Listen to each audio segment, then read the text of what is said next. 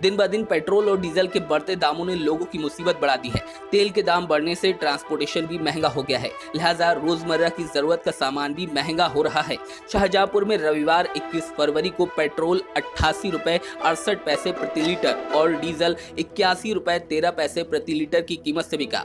लोगों की माने तो पेट्रोल डीजल की बढ़ती कीमतों ने उनकी कमर को तोड़ रखा है। वहीं किसानों का कहना है कि ईंधन महंगा होने से आने वाले दिनों में दाल रोटी भी मिलना मुश्किल होगा। खेत की सिंचाई करने के लिए डीजल का इस्तेमाल किया जाता है, लेकिन जब डीजल ही महंगा हो जाएगा तो खेतों की सिंचाई करना टेढ़ी खीर साबित होगा। देखिए भैया, मैं तो बेसिकली आपके व्यापारी भी हूँ और किसान भी हूँ। डीजल की बढ़ती हुई कीमतों से आपके सबसे ज़्यादा दिक्कत तो किसानों को हो रही है।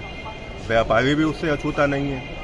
डीजल हो या पेट्रोल हो, ये हमारी इस वक्त रोज़मर्रा की ज़िंदगी का एक बहुत ही इम्पॉर्टेंट सोर्स बन गया है, जो इसके बगैर हम नहीं चल सकते।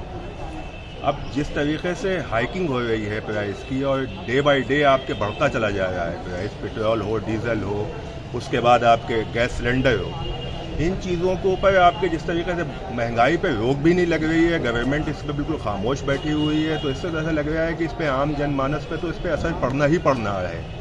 और आपके महंगाई अल्टीमेटली फिर सब चीज़ की बढ़ना है। ट्रांसपोर्टेशन महंगा होगा तो सब चीज़ की आपकी महंगाई बढ़ेगी।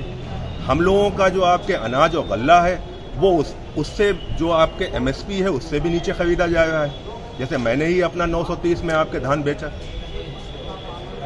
ये मुद्दा है आपके, आप गवर्नमेंट को इस पर ध्यान देना चाहिए। फिलहाल आपके एब्सोल्यूट मेजॉरिटी की गवर्नमेंट स्टेट और सेंटर में दोनों में बैठी हुई है। इस पे एक अच्छा कानून बनाना चाहिए। ये आपके जो आपके टैक्स ड्यूटी आपके स्टेट गवर्नमेंट की या सेंट्रल गवर्नमेंट की लग रही है, उसमें कुछ ना कुछ आपके छूट देना चाहिए।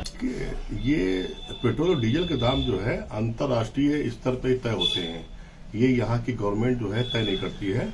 लिया और उसमें देखिए तरह तरह वाली बात है कि जब आप फ्री में हर चीज अनाज आपको फ्री चाहिए है, किसानों को हम लोगों को आय भी दुगनी करनी है, कोविड का टीका भी लगाना है, सबको सब कुछ फ्री चाहिए, तो ये कहाँ से आएगा? कोई ना कोई स्रोत तो हमें देना ही पड़ेगा ना। इसकी मेन कास्ट जो है 35 रुपये या 40 रुपये है, बाकी सब इसके ऊपर टैक्सेस है। इसी टैक्सेस से प्रदेश की गवर्नमेंट और हमारी केंद्र सरकार हमारी चलती है। फिर भी इसका ऑप्शन आ गए हैं, जिन्हें जिन्हें ये पसंद ना हो तो इलेक्ट्रॉनिक कारें आ गई हैं, इलेक्ट्रॉनिक बाइकें आ गई हैं, वो सरकार उसमें बहुत बड़ी छूट दे रही है। और हमने तो ये भी सुना, कल हम टीवी देख रहे थे, केंद्र सरकार ने और उत्तर प्रदेश की सरकार ने जीएसटी के इसके ऊपर भारी छूट दी है। जो इलेक्ट्रॉनिक वाहन लेना चाहता है या फोर व्हीलर लेना चाहता है तो उसके सरकार ने छूट दी है। हम जनता से ये अपील करना चाहेंगे वो इस पे भी आए, इस पे भी विचार करें। अभी मात्र जो है 40,000 गाड़ियां अपने हिंदुस्तान में चल रही हैं।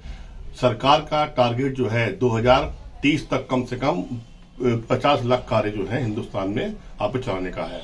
उससे फायदा क्या है? एक तो पोल्यूशन का फायदा होगा, एक आपका डीजल का और पेट्रोल फायदा होगा। उस पर बहुत अच्छी बचत आपको आएगी। थोड़ा बहुत तो अंतर आएगा ही अगर डीजल बढ़, लेकिन डीजल में बहुत ज्यादा अंतर नहीं है। अगर पेट्रोल की बात की जाए तो 2013 में 82 रुपये पेट्रोल था, अब आज से 8 साल बाद अगर मान लीजिए 90 रुपए है तो बहुत ज्यादा अंतर नहीं है। लेकिन ये कुछ लोगों ने उसका हवा बना दिया है। चीजें तो और भी महंगी हुई हैं, लेकिन उस पर ध्यान नहीं आता है कि डीजल पेट्रोल हमारा रोजमर्रा चीज है, इस पर ध्यान आपका ज्यादा जाता है। 30-32 रुपए मूल कीमत है। बाकी जितनी भी इसकी महंगाई बढ़ रही है, जितनी भी कीमतें बढ़ रही है पेट्रोल और डीजल की, ये टैक्सेशन की वजह से बढ़ रही है। और केंद्र सरकार और प्रदेश सरकार तुरंत इसको कम कर सकती है। हम लोग इसका टैक्सेशन कम करेंगे, एमएसपी को बढ़ाएंगे, चाहे गन्ने की हो, चाहे धान की हो, चाहे गेहूं की हो। मूल कीमत मिल ही नहीं पा रही है। 1768 रुपये भी धान का रेट था तो 800-900 रुपये में बिक गया, आधे में। बिचौलियों का राज है।